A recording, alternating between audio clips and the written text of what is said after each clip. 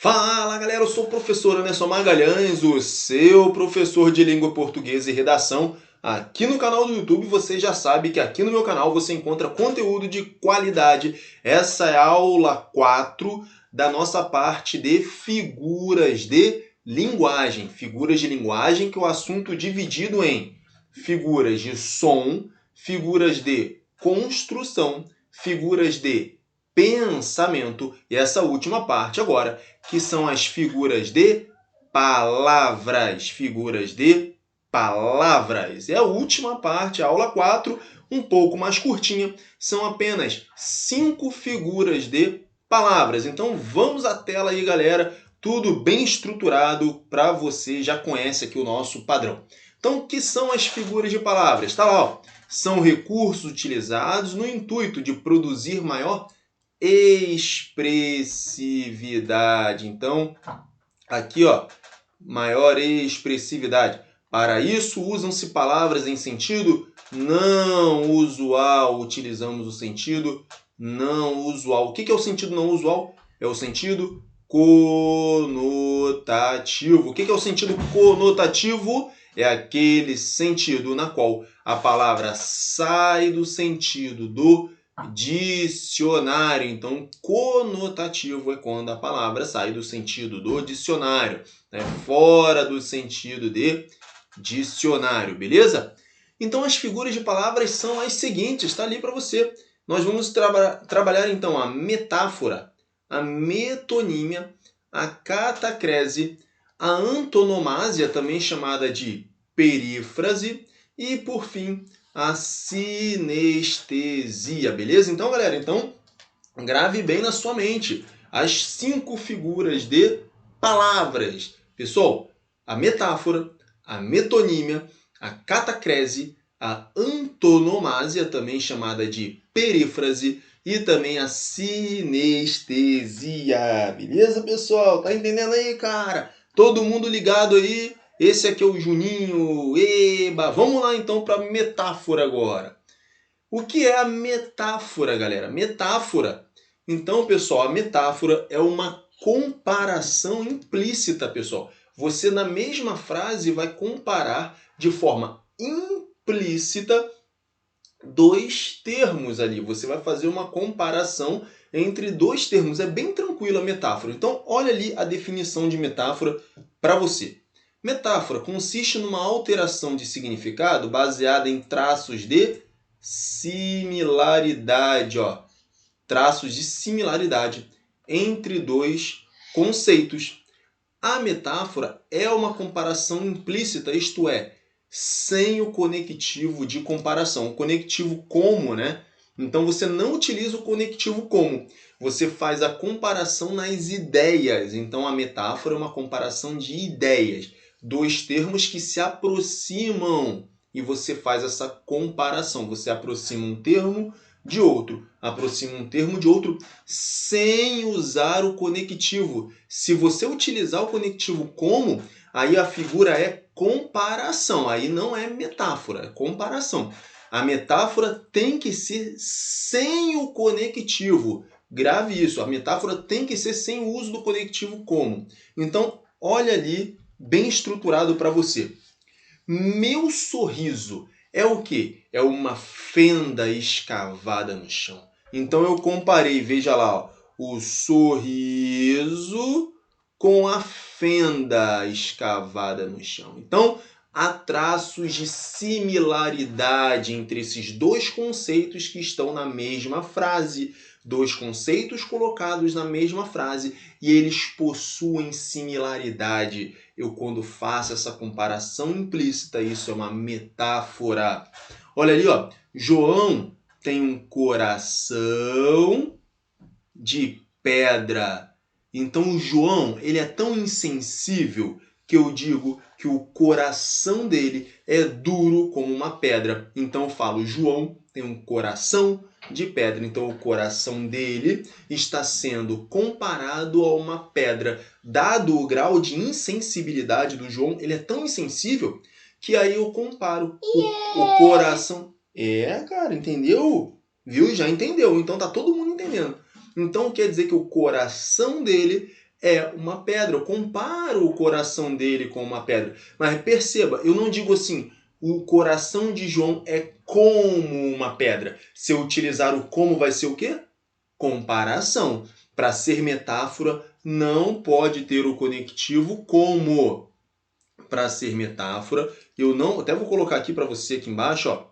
Eu não posso ter o conectivo como. Se tiver o como, vai ser uma comparação. Então tá lá, João tem um coração de pedra. Anderson é um anjo. Olha aí, ó. Então eu estou comparando a bondade do Anderson com a bondade dos anjos. Viu? Anderson é um anjo, tá? É uma comparação implícita. É uma comparação na qual você pega o Anderson e compara o comportamento dele com o anjo. Ó, Anderson é um anjo. Ele é tão bonzinho que o comportamento dele é equiparado a um anjo. Beleza, galera? Então, metáfora, comparação implícita, sem o uso do conectivo com. Beleza? Vamos falar agora aí da próxima figura de palavra. Pessoal, lembrando que figura de palavra também pode ser chamada de tropos. Figuras de palavra, tá aqui em cima, ou tropos. Figuras de palavra ou tropos, beleza? Vamos falar agora da metonímia, pessoal. O que acontece quando nós temos, então, a metonímia? Para você entender aí, basicamente, o que é a metonímia. Você tira uma... Você não usa uma expressão. Você utiliza uma outra que vai substituir essa expressão. Beleza? Porque eles têm uma similaridade lógica. Elas têm uma proximidade lógica. Então, do ponto de vista lógico, eles têm uma similitude, eles têm uma semelhança, eles têm uma proximidade lógica. Então, em vez de usar uma, você usa outra. Em vez de usar uma, você usa outra. Beleza? Vamos ver a definição aqui de metonímia. Consiste numa transposição de significados pela relação lógica. Olha aqui, ó. Pela relação lógica de proximidade entre os termos. Então, o que você faz ali, ó? Tá ali entre parênteses, ó. A parte pelo todo, o autor pela obra, o efeito pela causa, o continente pelo conteúdo, um instrumento pela pessoa que o utiliza, a marca pelo produto, o particular pelo geral. É dessa forma, então. Então, em vez de utilizar um, você vai utilizar outro. Em vez de utilizar o autor, eu vou utilizar a obra. Né? Em vez de utilizar ali o todo, eu vou utilizar a parte. E assim sucessivamente. Tranquilo? Olha ali os exemplos para ficar bem claro isso para você. Então a primeira frase ali, ó, não tinha teto que o abrigasse. Quando eu digo não tinha teto que o abrigasse, o teto substitui a palavra casa. Então veja que a parte, o teto é só uma parte da casa. É a parte pelo todo, porque o teto ele é uma parte da casa. Então eu utilizo a parte, que é o teto, para substituir o todo, que seria a casa. Então, teto no lugar de casa, ou seja, a parte sendo usada para representar o todo. Vamos ao segundo exemplo. Então, parte pelo todo, beleza, tá ali, ó. Agora, olha ali, ó. Procurou no Aurélio o significado da palavra. Eu poderia dizer, procurou no dicionário, mas ele coloca procurou no Aurélio. Ou seja, em vez de utilizar a obra ali, que é o dicionário, ele utiliza o autor da obra, que é o Aurélio, certo? Então aqui, ó, o Aurélio em vez de dicionário. Então o Aurélio é o autor. O Aurélio é o autor. A obra é o dicionário. Então ele usa o autor pela obra. Em vez de utilizar a obra, ele utiliza o autor. Beleza? Então o autor pela obra. O autor representando a sua obra. Quando ele fala procurei no Aurélio, a gente já sabe que é no dicionário. Beleza? Tranquilo, então aí o autor pela obra é uma forma de metonímia. Evitava tomar a aspirina. Olha só. Então ele não fala, evitei tomar o ácido acetil salicílico. Quem fala isso? A pessoa vai falar que evitava tomar a aspirina. Ou seja, é a marca que substitui o produto. Ou seja, eu utilizo a marca em vez do produto. Quando isso acontece, também é um caso de metonímia. a marca sendo usada em vez do produto. O produto é ácido acetil salicílico, mas a marca é aspirina. Então você utiliza a marca em vez do produto. Isso é uma forma de metonímia, marca pelo produto. Olha, esse exemplo agora aqui é muito bom. Comprei o pão da minha família com o meu suor. Então aqui ó, é o particular. Quando eu falo o pão é um alimento. Então é um alimento particular, porque ele é um tipo específico de alimento. Então, quando eu falo comprei o pão, eu estou usando o particular para representar o geral. Isso é metonímia. Tá? E com o meu suor, veja bem, aqui é o efeito pela causa, também é um tipo de metonímia.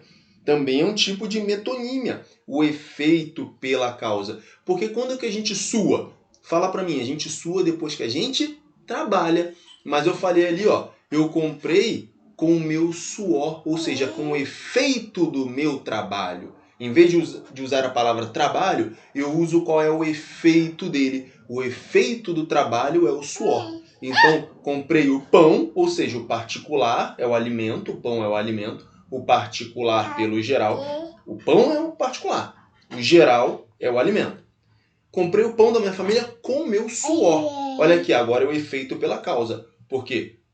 O efeito de você trabalhar é o suor. Então, o efeito sendo usado pela causa. Beleza? Então, aqui também é um tipo de metonímia. Grave bem esses exemplos aí, analise bem esses exemplos, que você vai ficar tranquilão aí em relação a metonímia. Então, eu substituo por uma outra expressão que tem essa relação lógica de proximidade. Beleza? Então, vamos para a próxima figura de linguagem aqui, que é a catacrese. Pessoal, a catacrese, ela basicamente é eu utilizar expressões e de tanto elas serem utilizadas, perderam a noção de sentido figurado. Então, vamos ver a definição de catacrese ali para você.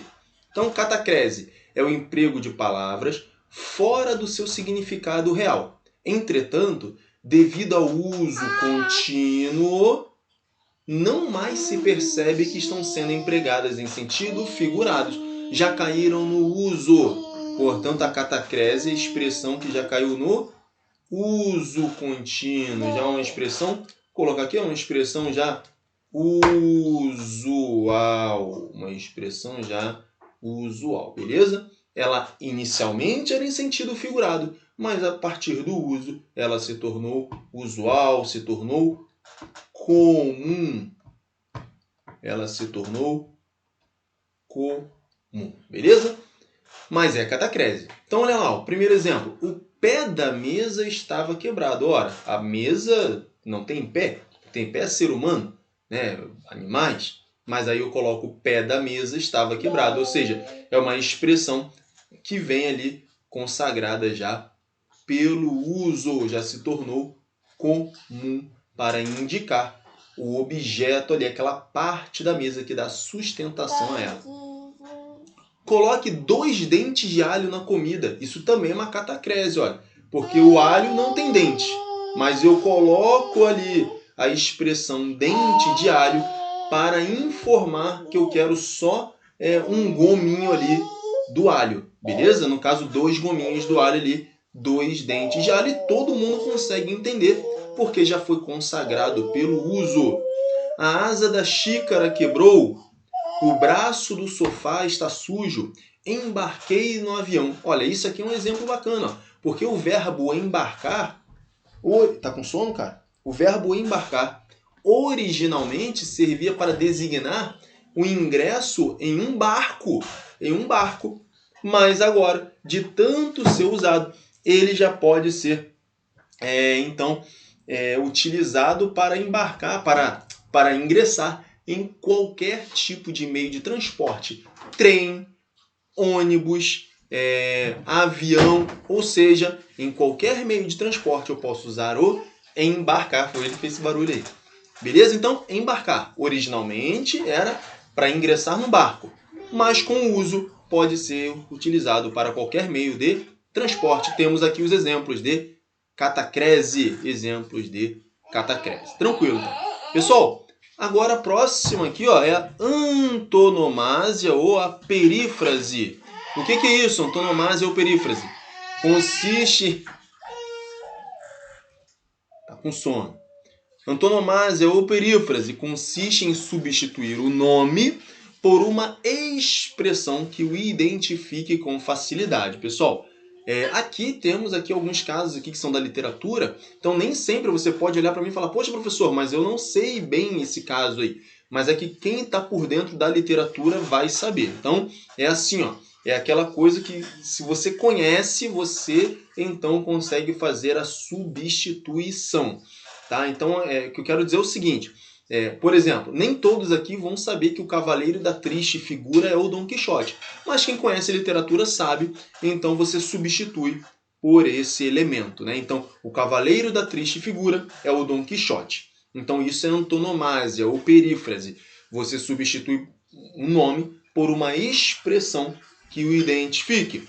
O bruxo do Cosme Velho, eu estou me referindo a Machado de Assis. Né? Pode ser que muita gente não conheça, mas quem entende literatura ali de forma um pouco mais aprofundada, teve essa oportunidade, vai saber que o bruxo do Cosme Velho é o Machado de Assis, tá bom? É isso que o professor quer dizer aqui, é que às vezes, eventualmente pode ter uma expressão ou outra que você não conheça, mas é uma questão aí de leitura e de estar a par das obras literárias, tá bom?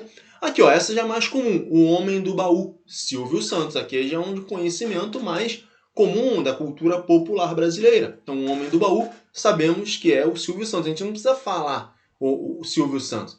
A partir do momento que alguém chega pra gente e fala, olha, o Homem do Baú está aí, a gente já sabe que é o Silvio Santos. A Cidade Eterna, Roma. O Poeta da Vila, aqui é quem gosta do samba, Noel Rosa. Beleza? Então, são aí, então, expressões, a antonomásia ou perífrase. São expressões que substituem um nome. Tranquilo, então, pessoal? E a última figura de palavra aqui, tropos, né? O último tropos aqui, é a sinestesia.